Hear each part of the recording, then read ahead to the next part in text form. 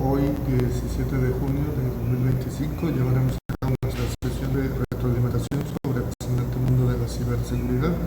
Y bueno, entrando al tema de normativas y estándares de ciberseguridad, que el día de ayer pues ya tuvimos una sesión donde hablamos sobre marcos normativos, más bien además de sobre marcos normativos, sobre marcos de trabajo, ¿no? Que ya es la implementación de una estrategia de ciberseguridad que debe aplicarse para que las organizaciones puedan tener una postura de ciberseguridad en la cual ya implementen estrategias de defensa.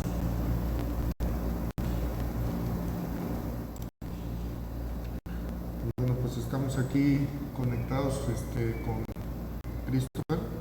Buenos días, Christopher. Buenos días. Buenos días.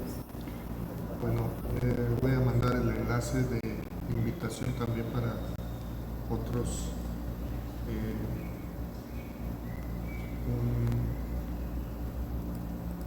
otros estudiantes que estén con la disponibilidad de conectarse, obviamente.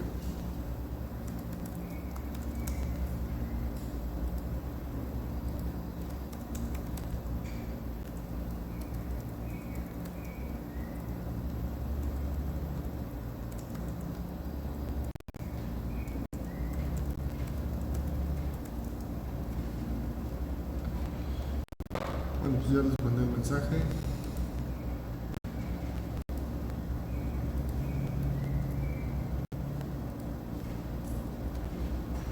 Y bueno, en la sesión de ayer, pues ya subí una parte del video, pero pues como fue bastante extensa, estoy editando la segunda o tercera parte que el día de ayer trabajamos. Bueno, Christopher, si recuerdas un poco de lo que vimos el día de ayer, ¿podrías compartir, por favor? Sí, estuvimos viendo un repaso sobre lo que era la criptografía, algunas de las técnicas clásicas, las de sustitución, transposición y tema de las formas matemáticas con las cuales podemos hacer cifrar usando o aplicando lo que es el álgebra lineal. Eso es lo que recuerdo, ¿no? De ayer. Muy bien, gracias. Aquí lo que tenemos que tomar en cuenta es que todas las comunicaciones que se dan a través de una red de computadoras y especialmente las que se dan a través de la nube deben de ir cifradas. Esto es que nuestro texto original, que técnicamente se denomina texto plano, se pueda convertir en un a través de un algoritmo de computación. Y actualmente se utilizan diversas estrategias para llevar a cabo este cifrado, diversas técnicas criptográficas y como bien lo comentabas, Christopher, se utilizan pues técnicas basadas en algoritmos matemáticos y los cuales van a generar pues un cifrado complejo que pues lo que pretende es que dificulte ese trabajo de descifrado. Solamente quien tenga la llave o la clave pueda descifrarlo. Y en este contexto pues tenemos algoritmos que se utilizan frecuentemente en la nube, en la transmisión de datos. Y aquí pues viene una estrategia de cifrado que se conoce como cifrado simétrico. Y bueno, la principal característica, recordemos, que consiste en que tanto el emisor como el receptor conocen la clave para poder hacer el cifrado o el descifrado. Y bueno, en el cifrado simétrico vamos a encontrar, por ejemplo, cifrados o técnicas criptográficas basadas en algoritmos como el AES, el DES, y también en este punto recordar que entre más bits agregamos a los datos que vamos a cifrar, pues más complejo será el proceso de descifrado. Entonces, si recordarás, Christopher, de qué tamaño de bits mencionamos para esas técnicas de cifrado, cuántos bits se utilizan.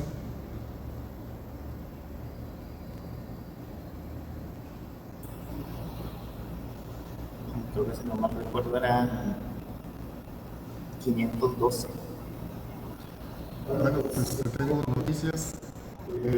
Hay otros cifrados que utilizan mucho más cantidad de bits. Por ejemplo, si nos vamos al cifrado asimétrico, que es el que se utiliza particularmente para aplicaciones bancarias, están basadas en este tipo de algoritmos como el RSA que se utiliza en el cifrado asimétrico.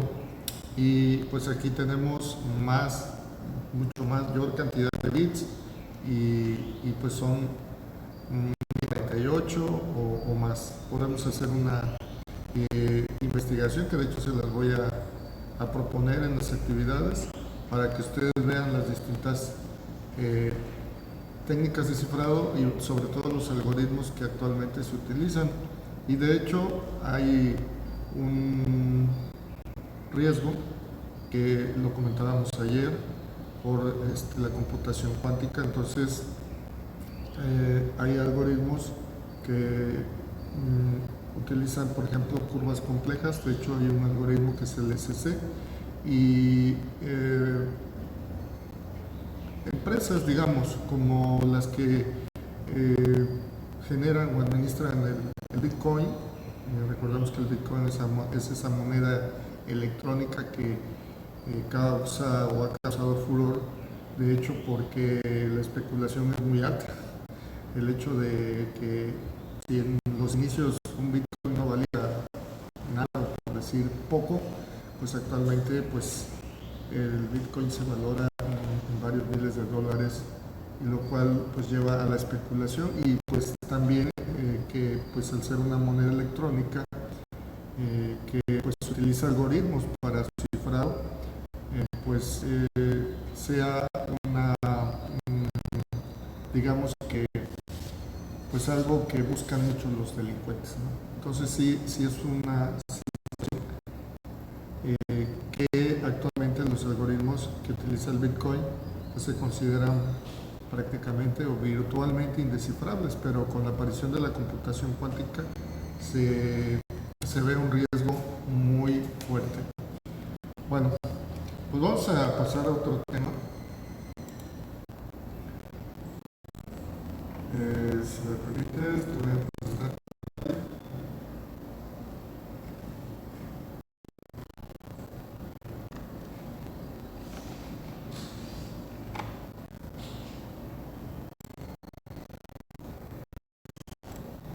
Espero que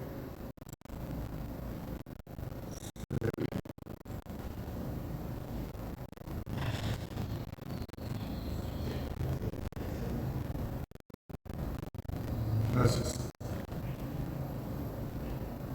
Bueno, pues aquí ya de lo que estamos retomando en la introducción es que las normativas y sobre todo estándares de ciberseguridad, de lo cual ayer empezamos a analizar los marcos de trabajo como el NIST, nos dan una base sobre la cual trabajar la estrategia de ciberseguridad, de tal manera que esto pues garantice esos pilares bajo los cuales debemos nosotros enfocar nuestro objetivo en la ciberseguridad, que está basado en la tríada CID,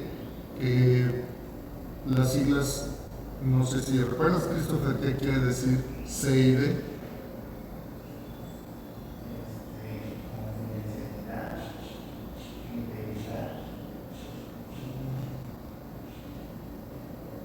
Disponibilidad. Ok. Sí, gracias.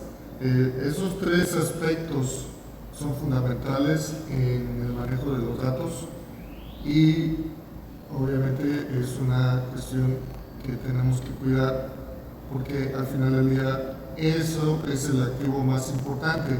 Sin embargo, recordemos que esos datos se encuentran almacenados en dispositivos que se ubican en localidades físicas y los cuales pueden ser accedidos a través de la infraestructura de la nube o a través de las redes, de tal manera que los controles de acceso son importantes. Ese es otro tema que está definido dentro de los estándares de ciberseguridad.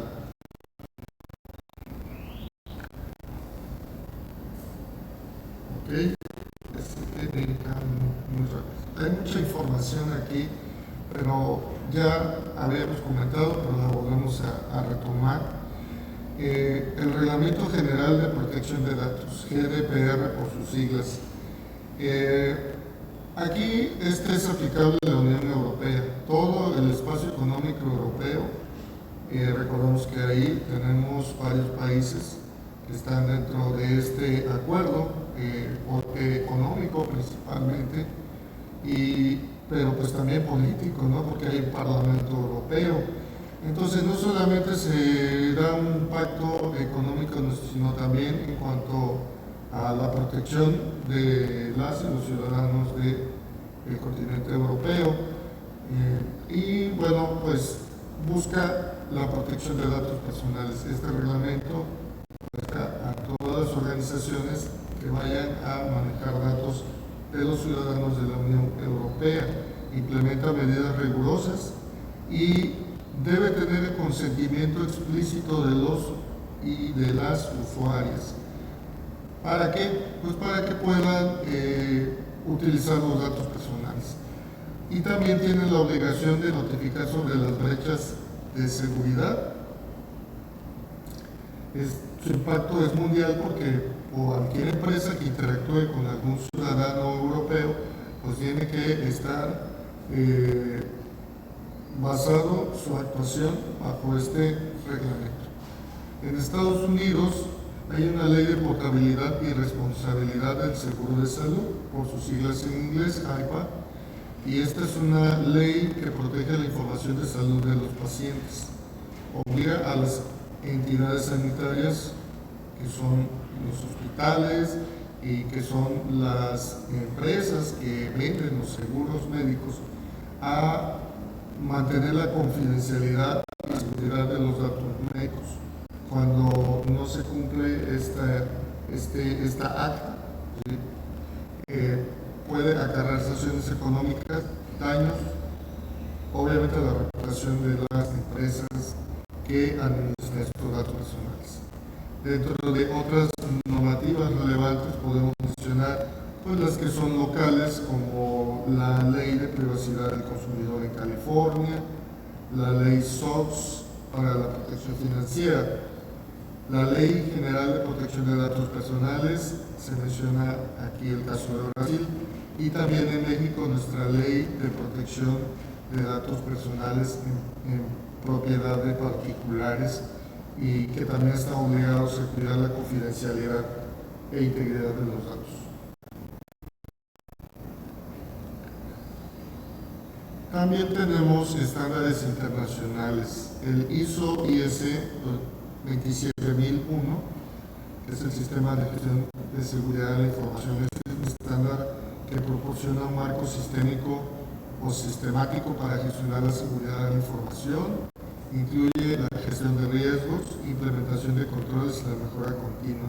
Su certificación demuestra un compromiso con la seguridad de la información a nivel organizacional. Entonces, las organizaciones que adopten este estándar o se certifiquen en este estándar, pues podríamos tener la certeza de que están haciendo lo pertinente para resguardar la información de los clientes, usuarios o particulares que utilicen para sus actividades. El marco de seguridad o ciberseguridad del NIST. Ayer se vio en unos videos una introducción sobre este marco de ciberseguridad. No sé si recuerdas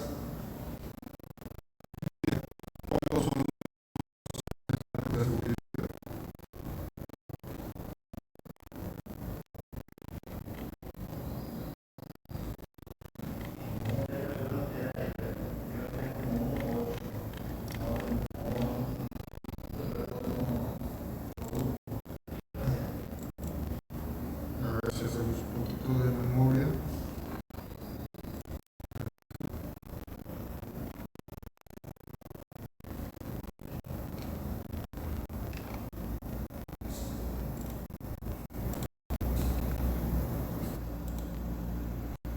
Bueno, Cristian, pues sobre este marco de ciberseguridad, es un marco de trabajo que las empresas u organizaciones adoptan de manera voluntaria, o sea, no hay una ley que les obligue o algún reglamento que les obligue a aplicar este marco de trabajo.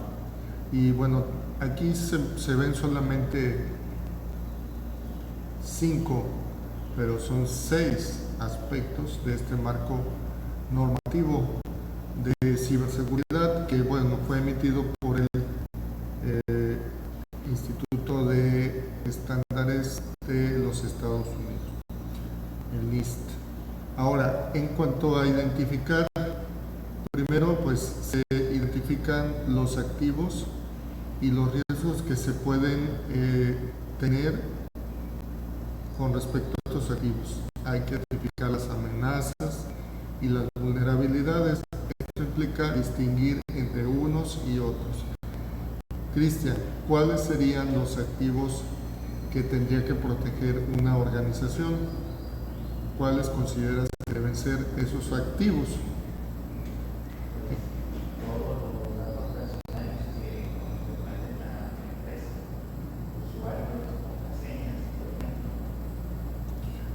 Muy bien. Ahora, ¿dónde están almacenados esos datos?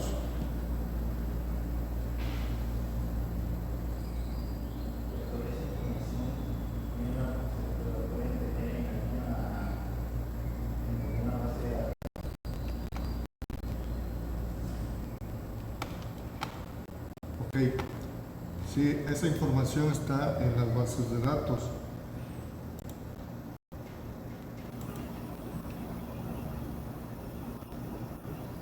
Muy bien, el detalle está que esas bases de datos están almacenadas en algún medio físico. O sea, si te das cuenta, vamos como de lo abstracto a lo real. Porque el dato en sí es un ente abstracto. El hecho de que yo diga mi nombre, mi domicilio, mi número de seguridad social, toda esa información se nos asigna o se va generando en función de las actividades cotidianas que realizamos a lo largo de nuestra vida, ¿no? Pero esos entes abstractos se materializan, por decirlo de cierta manera, o se almacenan en la forma en la que los manipulamos, que identificamos como letras, números y símbolos, y toda esa información, además de otra que se va generando y que es inherente, pues ahí nosotros vamos almacenando, generando información digital de huellas dactilares, fotografías, métricas o biométricas. Entonces sí es una cuestión relevante tomar en cuenta todo esto. Ahora, toda esa información que ya se convirtió a un formato digital, como bien lo dices, se almacena en bases de datos, que como tal, las bases de datos pues, son el conjunto de información en forma de bits que se almacenan en un medio físico, discos duros, ya sea mecánicos o discos de estado sólido, y en los centros de datos donde se va a resguardar esa información, pues todos esos elementos son los activos que hay que cuidar. Específicamente, las bases de datos, dónde están almacenadas esas bases de datos en los medios físicos, y también los equipos con los cuales se manipulan esos datos, los servidores de datos y los que dan acceso a los servicios para poder utilizar esos datos y que son útiles pues a las organizaciones para llevar a cabo sus operaciones. Entonces eso es lo que se debe resguardar, y estos servidores de datos están en una localidad física. Si ubicamos aquí a lo largo de nuestro territorio nacional, pues hay centros de datos que ya acercan pues en forma física el almacenamiento de la información, pues particularmente lo que se manipula en nuestro país, pues hacia los lugares físicos donde están esos servidores de datos y esas bases de datos. Ejemplo, recién apertura, Querétaro está albergando actualmente centros de datos de Google y de Amazon, y hay otros lugares en nuestro país, pero pues a lo largo del mundo, y esos localidades o lugares físicos hay que resguardarlos. Entonces, esta etapa de identificación de este marco trata de identificar lo que se va a proteger, pero también identificar cuáles son las amenazas. Ese es otro punto.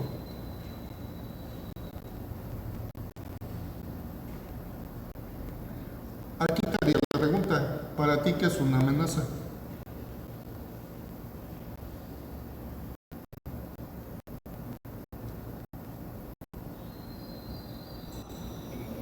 Alguna cosa que nos puede poner en peligro. ¿Sí? Lo que puede dañar ese activo. Por ejemplo, si hablamos de un servidor, ¿cuáles son las amenazas que pudieran darse hacia ese equipo, que lo dañe y que perdamos los datos que están almacenados ahí? ¿Cuál puede ser una posible amenaza? No, por ejemplo, que se que puedan acceder a toda esa información o a todos esos datos y que se haga mal uso de toda esa información con la que cuentan. Específicamente hablamos del hackeo, ¿verdad? Sí, esa actividad que es ilegal y que algún atacante va a llevar a cabo para dañar o robar datos. Ahora, también existen amenazas del mundo físico. Específicamente, puede ocurrir pues una pérdida de energía.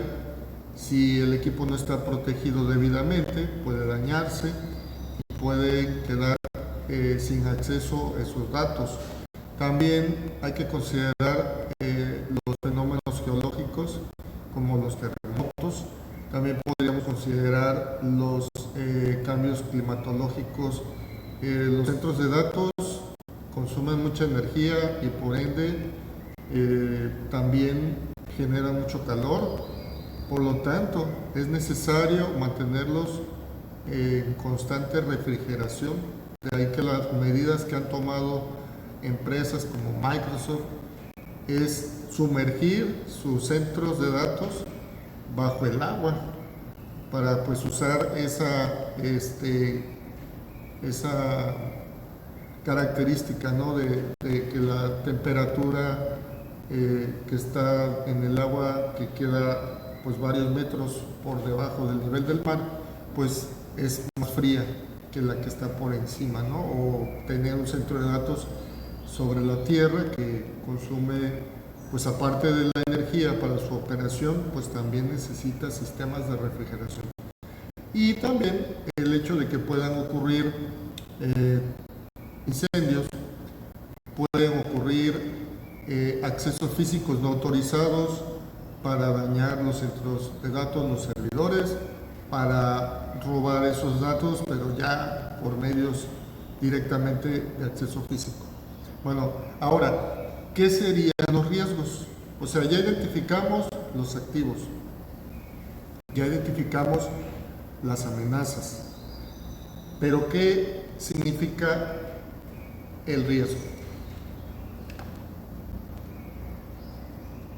Pues el riesgo podría ser el daño que nos podría hacer esa amenaza. ¿Qué tanto daño o qué probabilidad hay de que ocurra un evento en el cual esa amenaza que está latente pueda ocurrir? Eso es el riesgo, la probabilidad de que ocurra.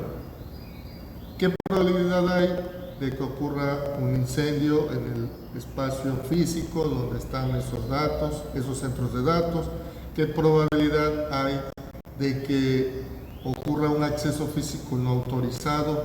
¿Qué probabilidad hay de que haya un terremoto? Todo eso se puede saber de antemano por el nivel de riesgo. Entonces, identificar la probabilidad de que ocurra, si es alto, si es medio, si es bajo, eso significa hacer una evaluación de riesgos.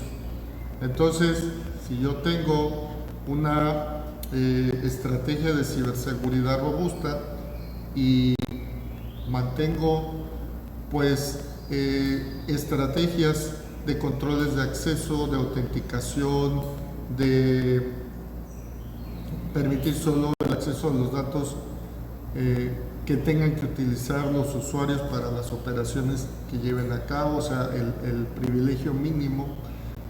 Y además de todo, mantengo mi centro de datos en un entorno refrigerado, no accesible para cualquier persona y en un entorno que geológicamente sea estable.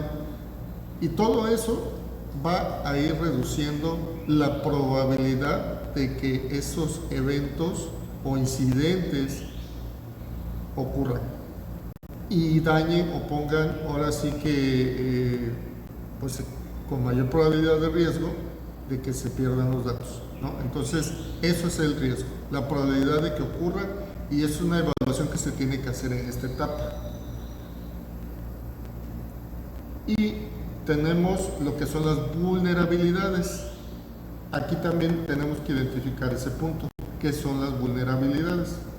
Voy a hacer una pequeña pausa, permítanme. Bueno, continuamos, Cristian.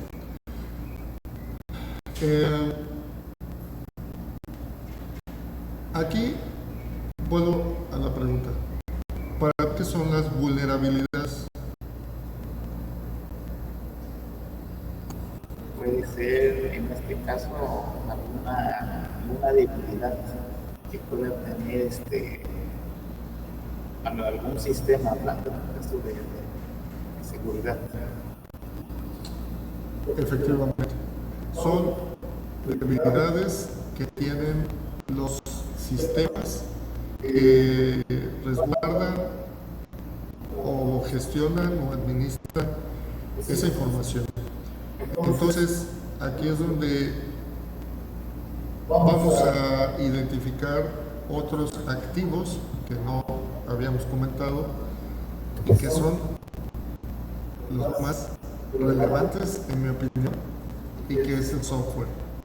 Porque para poder manipular los datos necesitamos utilizar el software pertinente, tanto para gestionar esa información como para proteger esa información.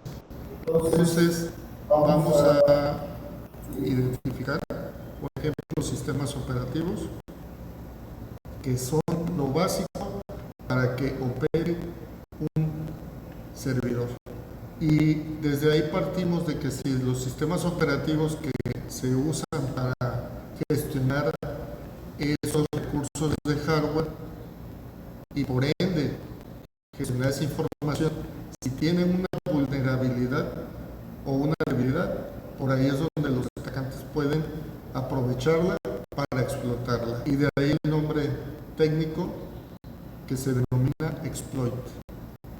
¿Estamos de acuerdo? Bueno, gracias.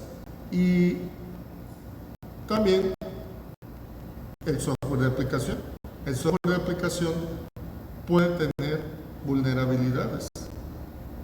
Ahora bien, ¿qué otro elemento entra en esta ecuación para identificar amenazas y niveles de riesgo? Pues también tenemos que tomar en cuenta el factor humano. Lo venimos diciendo desde el inicio, el factor humano es relevante.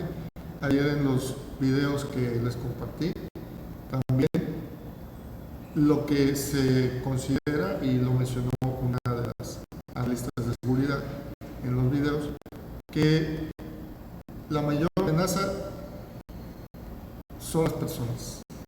¿Por qué?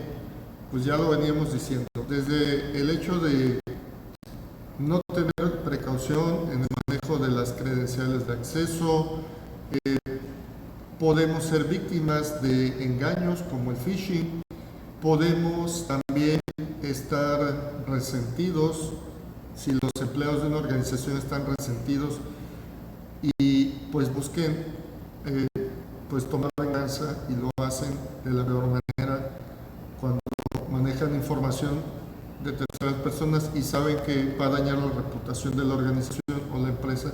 Pueden tomar ese tipo de represalias u opciones, pero también al interior de las organizaciones puede haber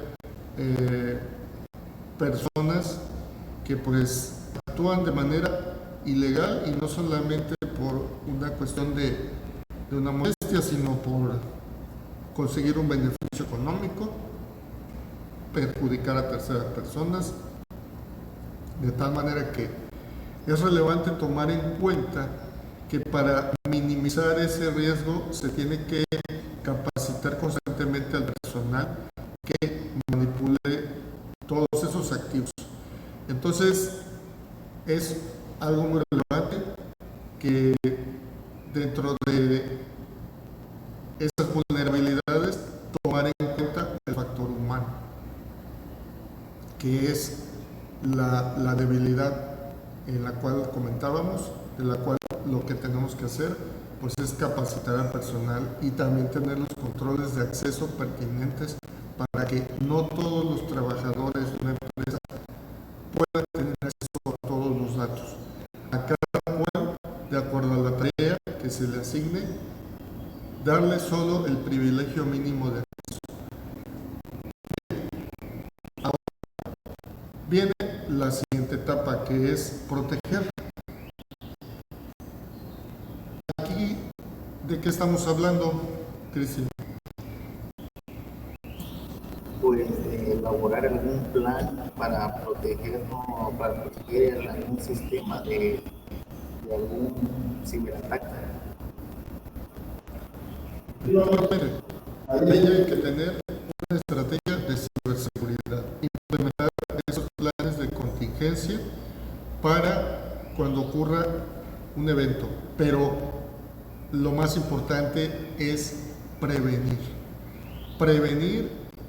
y reducir la probabilidad de que ocurra una amenaza, es decir, minimizar el riesgo. Minimizar no quiere decir ignorarlo, no quiere decir que no le tome importancia. Minimizar el riesgo en este contexto significa que aplicando una estrategia de ciberseguridad robusta reduzca la probabilidad de que alguna de esas amenazas dañen los datos o la información, o sea, o los activos de la empresa, activos digitales específicamente, y los datos, que son lo más importante. Entonces, es en esta etapa donde se implementan estos planes de ciberseguridad para minimizar esos riesgos. Bueno, pero ¿qué pasaría? Porque aquí vemos que inclusive hasta va por códigos de colores, ¿no? Identificar está en azul, porque es la etapa en la cual por el momento está todo en calma, ¿no? El azul como que nos indica que las cosas están en calma. Ya el siguiente colorcito que le pusieron, morado, pues es como de empezar a ponerse en alerta y prevenir situaciones. Pero ya la parte que está en rojo, como que es lo que nos está señalando.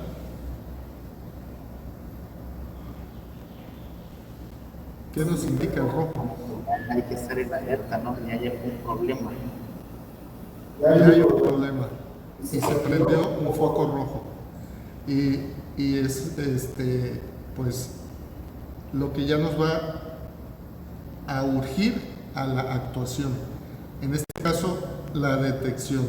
Cuando se detecta que ocurre un evento que ponga o que está dañando nuestros activos, ahí es donde nosotros tenemos que actuar. ¿Y cómo vamos a detectar que se están dando estas situaciones? Porque a veces pareciera que todo está en calma y que no pasa nada. Porque recordemos que la situación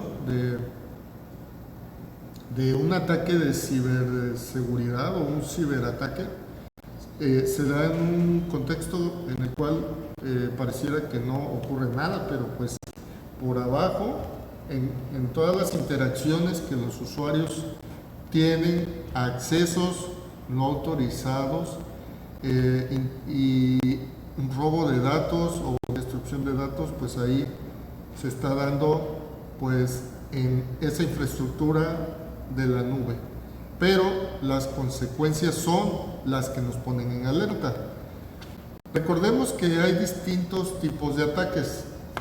¿Podrías mencionarme a alguno de los que consideras más dañinos, digamos?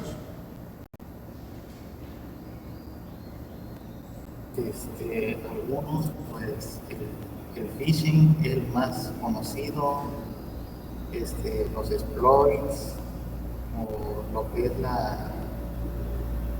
los ataques de denegación de servicios.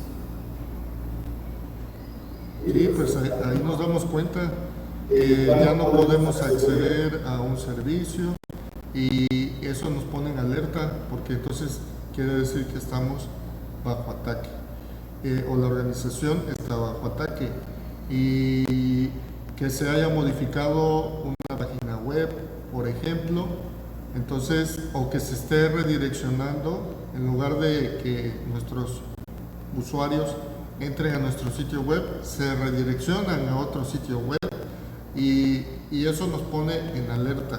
Y también, pues, de los más graves, cuando no podemos tener acceso a los datos y recibimos ya no la amenaza, sino el aviso y la extorsión de que hay que pagar para poder tener acceso a los datos que nos han secuestrado, ¿no? Que ese es el caso del famoso ransomware. Entonces, para poder hacer una detección efectiva se necesitan herramientas y vamos a ver algunas de ellas en este curso para poder detectar cuando está bajo ataque la organización. ¿Qué es lo que sigue? Bueno, pues ya después de la alerta que se prende en la etapa de detección, pues viene la respuesta.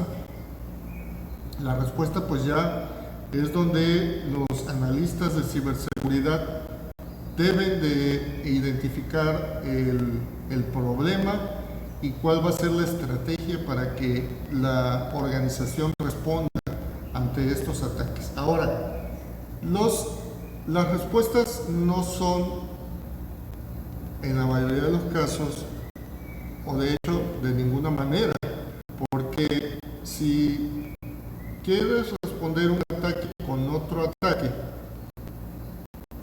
¿eso a dónde nos puede llevar? Pues sabemos que ningún conflicto, digamos que se gana, por el contrario se pierde. Pero pues aquí la situación es que lo que hay que hacer primero es identificar por dónde se dio ese ataque. Es decir, hay que cerrar la puerta hacia los accesos no autorizados. Si ya detectamos que el acceso se dio a partir de algún equipo de cómputo, a partir de la credencial de algún usuario, a partir de algún puerto que esté abierto, pues lo que hay que hacer es desconectar. Esa debe ser la principal respuesta. Ahora bien, si es resultado de un malware, pues hay que hacer un análisis en un entorno seguro. Para eso, pues se pueden usar contenedores o máquinas virtuales que permitan analizar el malware en un entorno donde ya no haga daño a la organización, pero sí para identificar, porque en un momento dado, pues también hay que revisar no solamente el equipo que se haya detectado infectado, hay que revisar toda la organización o todos los activos para ver el grado de daño que se haya ocasionado y poder hacer una estrategia de respuesta. Entonces, de eso consiste la respuesta. No sé si aquí tengas algún comentario, Cristian.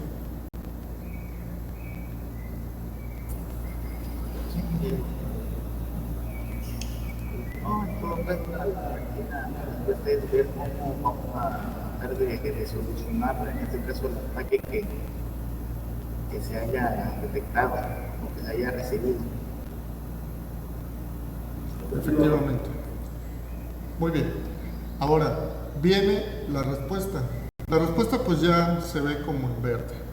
Pero para poder tener, la recuperación, perdón.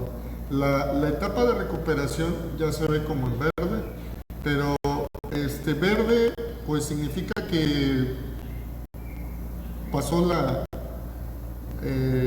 crisis. Pero para poder llegar a la recuperación hay que regresar al punto de la protección.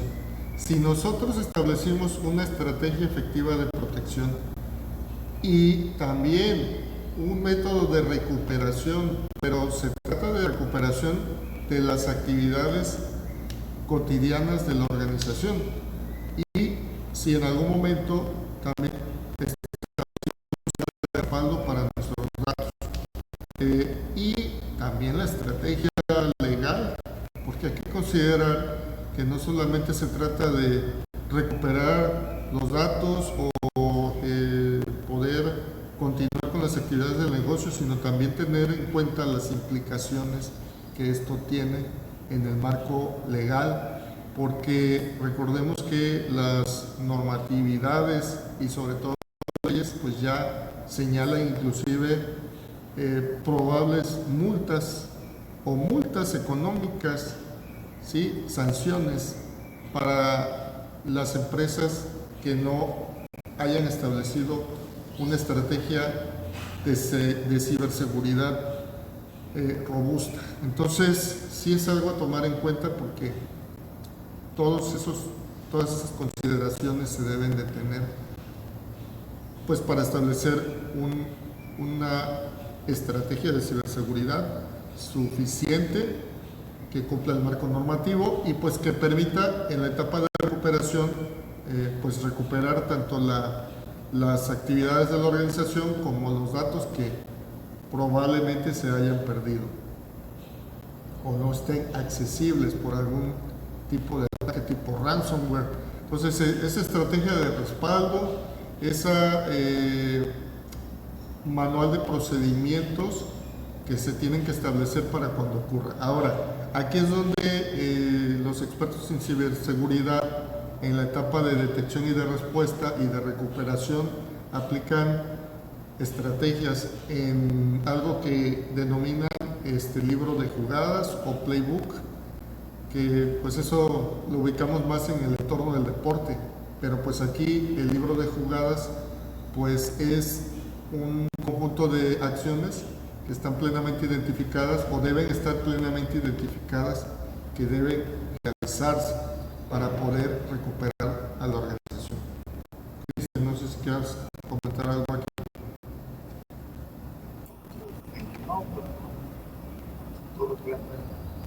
Bueno, hay otra etapa que aquí no está señalada, ahorita la busco. Bueno, hay una actualización hacia este framework de CSF, Framework de Ciberseguridad, por sus siglas en inglés, CSF, del Instituto Nacional de Estándares de Estados Unidos. Y aquí vemos que en amarillo aparece en la parte central la gobernanza. Con la gobernanza se trata de establecer y mantener estructuras y procesos para gestionar eficazmente los riesgos de la ciberseguridad. Esto va a incluir establecer objetivos claros de ciberseguridad, garantizar el compromiso de la dirección. ¿Por qué?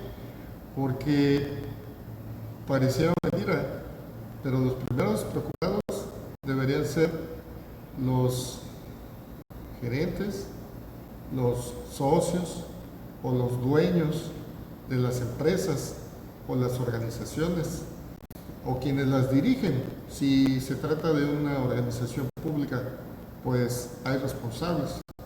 Entonces hay que asegurar que haya un compromiso real de estas partes que son las que dirigen los destinos de una institución pública o privada, de tal manera que ese compromiso sea garantizado también en esta parte de la gobernanza. Entonces, se hincapié en la importancia de una sólida gobernanza de ciberseguridad en todos los niveles de organización. También desarrollar y aplicar una estrategia global de gestión de riesgos, mejorar continuamente el rendimiento de la ciberseguridad. ¿Por qué?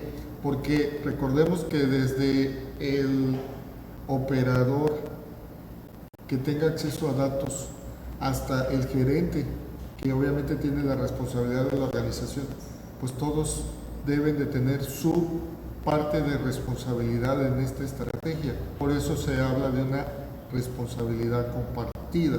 No se trata de que solamente el analista de ciberseguridad o el técnico que esté a cargo de los sistemas pues tenga que llevar a cabo pues toda la estrategia. O sea, esta es una responsabilidad compartida por todas las partes de la organización y en particular con el compromiso que dirige la organización.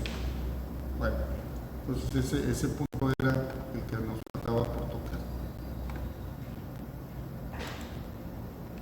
Bueno, voy a asignarles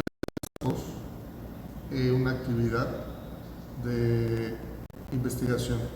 Aquí esta la voy a publicar en Classroom para que puedan aterrizar este concepto del marco de ciberseguridad, el marco de trabajo o framework, por sus siglas en inglés, de ciberseguridad del NIST.